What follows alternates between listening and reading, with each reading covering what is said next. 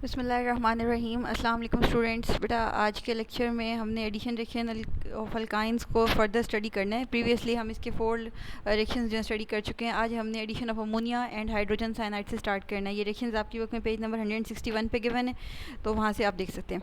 अच्छा, फर्स्टली हमने एल्यूमिना की प्रेजेंस में, एल्यूमिना कहते हैं Al2O3 को, एल्यूमिनियम ऑक्साइड को हम एल्यूमिना बोलते हैं। ये एक और है, इसका कॉमन नेम जो है एल्यूमिना है। तो ये जो आपके पास कैटलिस्ट लिखा हुआ है ये एल्यूमिना होता है, Al2O3।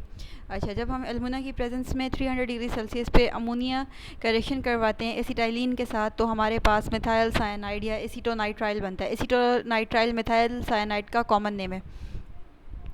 बेटा ये जो रिएक्शन है काफ़ी सिंपल है। इसमें आपके पास क्या होगा कि आपके पास एक कार्बन के साथ डायरेक्ट नाइट्रोजन का बॉन्ड बनेगा। 3 बॉन्ड बनाती है नाइट्रोजन कॉमनली, जैसे आपके पास ऑक्सीजन जो है वो 2 बॉन्ड बनाती है। तो इस तरह ये वाली जो नाइट्रोजन है ये एक कार्बन के साथ ट्रिपल बॉन्डिंग करेगी, और दूसरी जो कार्बन है वो अपनी वैलेंसी हाइड्रोजन के साथ सेटिस्फाई करेगी। एक हाइड्रोजन उसके साथ पहले से लगा हुआ है, तो टोटल 4 बॉन्ड्स मेंटेन रखने के लिए उसको 2 हाइड्रोजन और चाहिए। तो अगर आप प्रोडक्ट में देखें तो CH3 उसके पास हाइड्रोजन है, और दूसरी कार्बन ने अपनी एक बॉन्ड जो है कार्बन के साथ रखा हुआ है, और दूसरे जो 3 बॉन्ड है उसने वो अपने नाइट्रोजन के साथ बना के अपनी वैलेंसी जो है उसको सेटिस्फाई कर लिया हुआ है। अच्छा बेटा, यहाँ से अगर आप गौर करें और हाइड्रोजन का नंबर काउंट करें तो टोटल जो है आपके पास एसीटोनाइट्राइल में या मिथाइल साइनाइड में जो है 3 हाइड्रोजन है, जबकि हमारे पास रिएक्टेंट साइड पर टोटल 5 हाइड्रोजन है। तो 2 जो हाइड्रोजन है वो मॉलिक्यूलर हाइड्रोजन की फॉर्म में आपके पास एलिमिनेट हो जाएंगे, गैस की फॉर्म में आपके पास इस रिएक्शन से एलिमिनेट हो जाएंगे। ये तो हो गया इस रिएक्शन का मसला कि आपके पास हम एल्यूमिना की प्रेजेंस में जब अमोनिया ऐड करते हैं एसिटाइलिन के साथ, तो आपके पास मिथाइल साइनाइड और एसीटोनाइट्राइल बनता है। यहाँ से मैंने आपको एक बात बतानी थी, ये मैंने आपको चैप्टर 7 में भी बताई थी कि हम साइनाइड्स को 2 तरीके से नाम देते हैं। एक तो सिंपल, ये जो आपकी बुक ने यहाँ पर लिखा हुआ है कि अगर हम इसको मिथाइल कहें तो ये आपके पास साइनाइड है पूरा का पूरा, तो मिथाइल साइनाइड, तो गुड हो गया। दूसरा आपके पास तरीका ये होता है कि हम दोनों कार्बन्स को कलेक्टिवली स्टडी करें, यानी कि इथाइल और नाइट्रोजन को अलग से, और अगर हम कार्बन हटा के नाइट्रोजन को बोलेंगे तो ये होगा सिर्फ नाइट्राइल। तो इस तरह करके अगर आप इस सब्सटेंस को नाम देंगे तो ये होगा आपके पास इथाइल नाइट्राइल। तो मिथाइल साइनाइड और इथाइल नाइट्राइल एक ही चीज़ का नाम है। तो आप भले जो सा मर्जी इसमें से कोई भी सिस्टम जो है उसको यूज़ कर लीजिए। इसके अलावा ये जो एसीटोनाइट्राइल लिखा हुआ है ये आपके पास इसका कॉमन नेम है।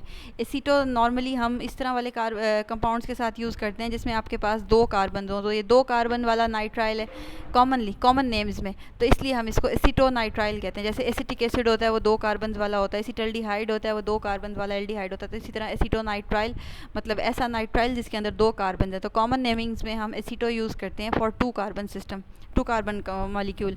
अच्छा, मेरे ख्याल है आपको क्लियर हो गया होगा कि अगर हम सिर्फ इस मिथाइल को अलग करें और इस पूरे CN को आपके पास एक फंक्शनल ग्रुप कंसिडर करें तो इसका नाम होगा मिथाइल साइनाइड, और अगर सिर्फ नाइट्रोजन को एक फंक्शनल ग्रुप कंसिडर करें और इन दोनों कार्बन को कलेक्टिवली स्टडी करें तो इस कंपाउंड का नाम होगा इथाइल नाइट्राइल। दोनों करेक्ट हैं IUPAC नेमिंग के हिसाब से, तो आप जो मर्जी यूज़ कर लें। और एसीटोनाइट्राइल जो है ये आपके पास इस मॉलिक्यूल का कॉमन नेम है।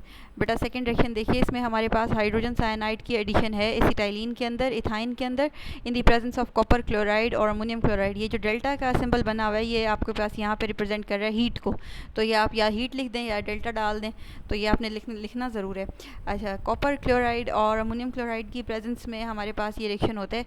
ये बड़ा सिंपल रिएक्शन है। जो हाइड्रोजन साइनाइड है आपके पास ये एक अनसिमेट्रिकल रिएजेंट है।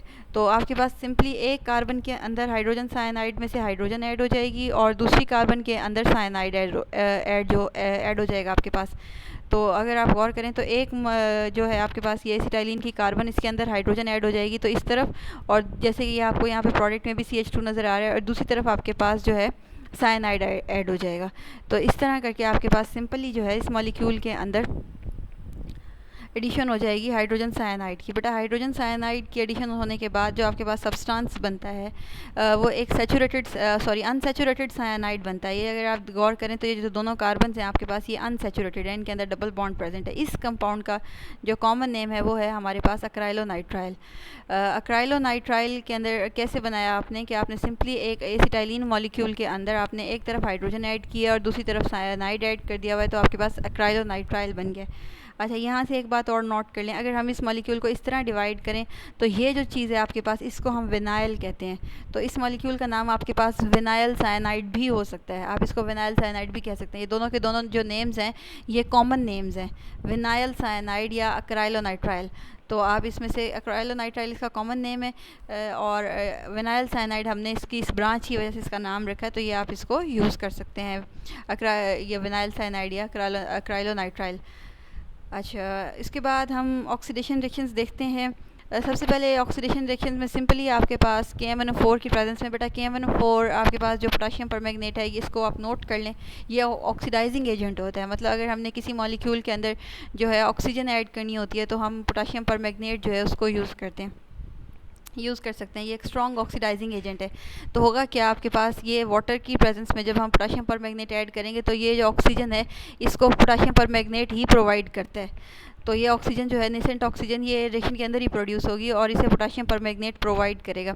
अच्छा, सिंपली आपके पास क्या होगा कि जब आपके पास ये, अगर आप गौर करें यहाँ पे आपके पास अगर आप रिएक्टेंट साइड पे गौर करें तो दो ऑक्सीजन बनते हैं, एक वाटर की ऑक्सीजन और एक ये नेसेंट जो ऑक्सीजन है। लेकिन अगर आप प्रोडक्ट में नोट करें तो आपके पास 4 ऑक्सीजन के एटम आए हुए हैं। तो इक्वेशन को बैलेंस करने के लिए आप वाटर और ऑक्सीजन दोनों के साथ 2 ऐड कर लें तो आपकी इक्वेशन जो है बैलेंस हो जाएगी। वाटर के साथ भी यहाँ पर 2 लगा लें और ऑक्सीजन के साथ भी 2 लगा लें तो आपकी इक्वेशन जो है वो बैलेंस हो जाएगी। अच्छा, सिंपली फिर क्या होगा कि आपके पास जब अगर आप 2 ऐड करेंगे तो आपके पास 4 हाइड्रोक्सिल ग्रुप्स हो जाएंगे, और वो 4 इसमें क्योंकि 2 डबल बॉन्ड हैं तो 4 चीज़ें ऐड हो सकती हैं, तो आपके पास 4 हाइड्रोक्सिल्स जो हैं वो एसिटाइलिन के मॉलिक्यूल के अंदर ऐड हो जाएंगे।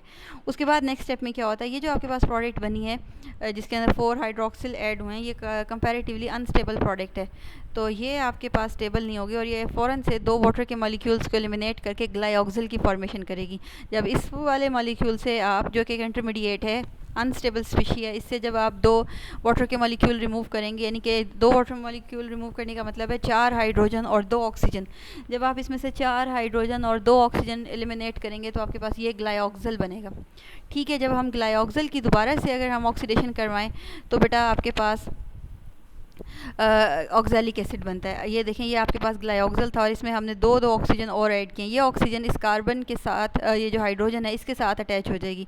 यहाँ पे पहले अगर आप गौर करें तो कार्बन और हाइड्रोजन डायरेक्ट अटैच हैं, लेकिन अगर आप प्रोडक्ट में देखें तो यहाँ पे कार्बन और हाइड्रोजन के दरमियान में एक ऑक्सीजन आ चुकी हुई है। तो अगर अब आप इस पूरे फंक्शनल ग्रुप को गौर करें तो ये एक कार्बो ऑक्सैलिक एसिड एक फंक्शनल ग्रुप है। और अगर इस मॉलिक्यूल को हम हाफ में डिवाइड करें तो आपके पास 2 कार्बोक्सैलिक एसिड एक फंक्शनल ग्रुप है। तो ये जो आपके पास एक एसिड बनता है इसको हम ऑक्सैलिक एसिड कहते हैं। ये आपके पास एक डायोइक एसिड है। डायोइक एसिड ऐसे एसिड्स को हम बोलते हैं जिसके अंदर आपके पास 2 जो हैं प्रेजेंट हो कार्बोक्सिलिक एसिडिक ग्रुप। तो ये इस तरह करके हम एक डायोइक एसिड बना सकते हैं सिंपल इथाइन की ऑक्सीडेशन से। इसके अलावा बेटा ऑक्सीडेशन रिएक्शन में हमारे पास कंबस्शन आती है। ये मैंने आपको अल्कीन्स में भी और अल्केन्स में भी बताया था कि कंबस्शन जो है हम नॉर्मली उसको ऑक्सीडेशन रिएक्शन जो है कंसिडर करते हैं, क्योंकि किसी चीज़ का भी बर्न होना, जलना in the presence of oxygen, हम उसको कंबस्शन कहते हैं। तो इसलिए केमिस्ट्री की टर्म्स में ये ऑक्सीडेशन होती है। मैं आपको कई बार कह चुकी हूँ कि आप नंबर जितने भी आपके पास कार्बन होंगी वो सब की सब ऑक्सीडाइज होकर कार्बन डाइऑक्साइड बन जाएंगी, और जितनी भी हाइड्रोजन होंगी वो सब की सब ऑक्सीडाइज होकर वाटर बन जाएगा, और साथ में आपके पास हीट एलिमिनेट होगी, क्योंकि जो कंबस्शन होती है एक्सोथर्मिक रिएक्शन होता है।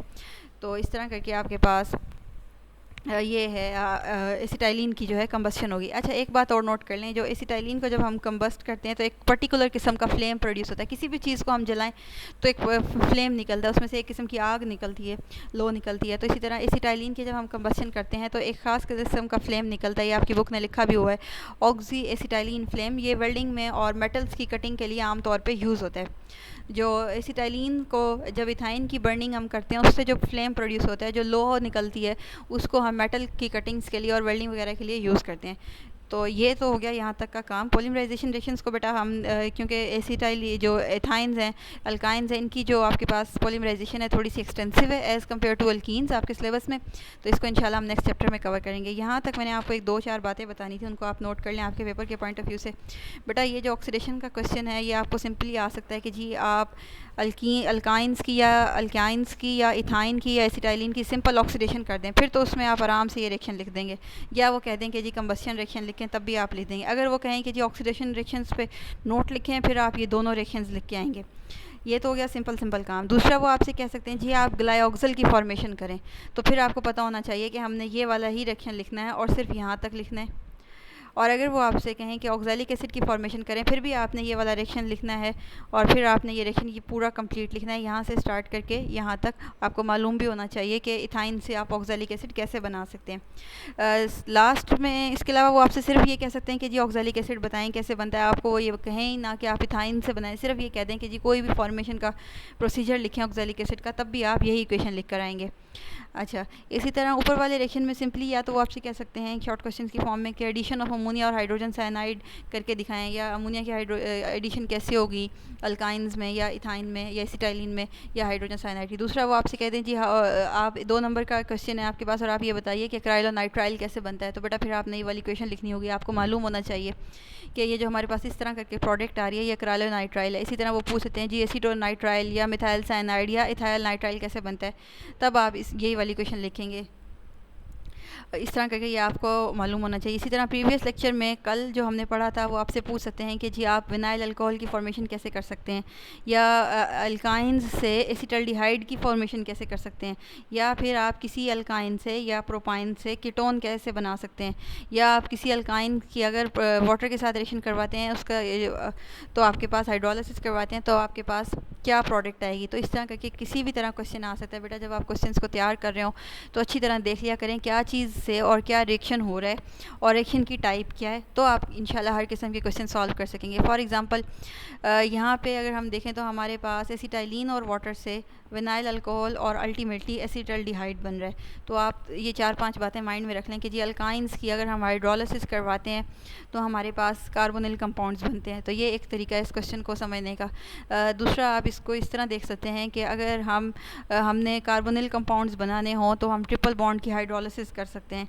तो और इसके अलावा कैटलिस्ट वगैरह तो आप पे फ़र्ज़ है याद रखना। तो इस तरह करके अगर आप हर पॉइंट ऑफ व्यू से हर एंगल से अपने क्वेश्चन को अगर जो भी आपके रिएक्शंस उनको दिए हैं आपको पता होना चाहिए रिएक्टेंट क्या थे, प्रोडक्ट क्या थे, क्लास ऑफ कंपाउंड क्या है और रिएक्शन की टाइप क्या है। जैसे कि ये जो वाटर है ये एडिशन रिएक्शन होता है, एडिशनली होती है अल्काइंस के अंदर वाटर की, तो आपके पास एसिटल्डिहाइड बनता है। तो अगर इस तरह वाली सारी बातों का आप ख्याल रखेंगे तो इंशाल्लाह आप पेपर सॉल्व करना आपके लिए काफ़ी ईजी हो जाएगा। तो इसका एक ही तरीका है वो ये है कि आप बार बार इनको पहले तो अच्छी तरह याद कर लें। याद करने के बाद इनकी आप जितनी बार प्रैक्टिस करेंगे और जितनी बार इनको पढ़ेंगे उतनी बार आपके माइंड में कोई नई बात आएगी एक ही रिएक्शन को देख के।